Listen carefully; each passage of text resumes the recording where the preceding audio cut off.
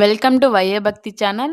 ఈరోజు వీడియోలో ఆంధ్రప్రదేశ్లోని కృష్ణా జిల్లాలో ఉంకుటూరు మండలంలోని తేలప్రోలు గ్రామంలో రంగమ్మ తల్లి అమ్మవారి గురించి తెలుసుకుందాం. జక్కా మొనయ్య మహాలక్ష్మమ్మ గారి దంపతులకు 1829లో రంగమ్మ అనే బాలిక జన్మించింది. ఆమెకు 8 సంవత్సరాల వయసులో మశూచి వ్యాధితో మరణించింది. ఒకరోజు గాజులమ్మే వ్యక్తి తేలప్రోలు గ్రామానికి వచ్చారు. రంగమ్మ ఆయన దగ్గర గాజులు వేయించుకుంది.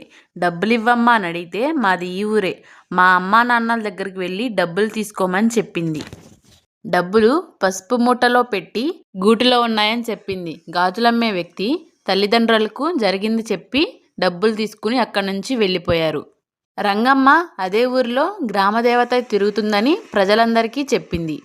కొంతమంది నమ్మి పూజించేవాళ్ళు, మరి కొంతమంది విమర్శించేవాళ్ళు. విమర్శించే వాళ్ళకి ఎప్పుడూ కష్టాలతో ఉండేవాళ్ళు. అమ్మవారిని పూజించిన వాళ్ళు సుఖ సంతోషాలతో ఆనందంగా ఉండేవారు.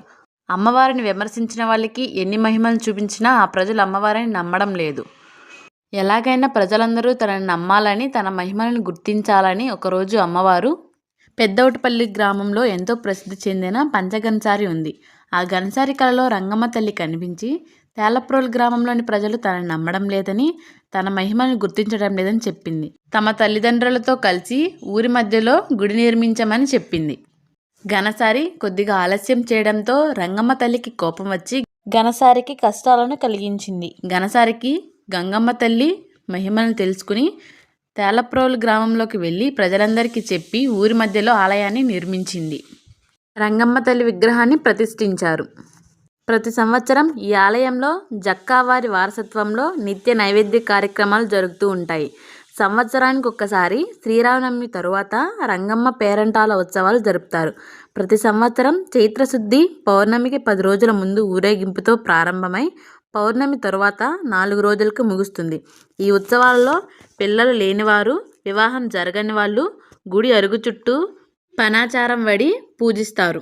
ఆ ఉత్సవాలలో గుడి వెనక అమ్మవారిని ఉయ్యాలలో ఊపుతూ సంతానం లేనివారు, వివాహం కానివారు కొంగు చాపి అమ్మవారి ఒడిలో ఉన్న పూలు గాజులు ఎవరి కొంగులో పడతాయో వాళ్ళకి వివాహం, అలానే సంతానం కలుగుతుందని ప్రజలందరూ నమ్ముతారు.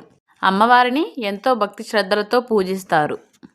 అమ్మవారిని నమ్మిన వారిని, నమ్మని వారిని అందరినీ సుఖ సంతోషాలతో ఆనందాలతో అమ్మవారు చూసుకుంటూ ఉంటారు. అందుకే ఈ అమ్మవారిని పేరంటాలమ్మ, రంగమ్మ తల్లి అమ్మవారిగా పిలుస్తారు. మీరు కూడా ఒకసారి ఈ ఆలయాన్ని దర్శించుకోండి. మీకు ఈ వీడియో నచ్చినట్లయితే మా వైఏ భక్తి ఛానల్ని సబ్స్క్రైబ్ చేసుకోండి. Thank you for watching.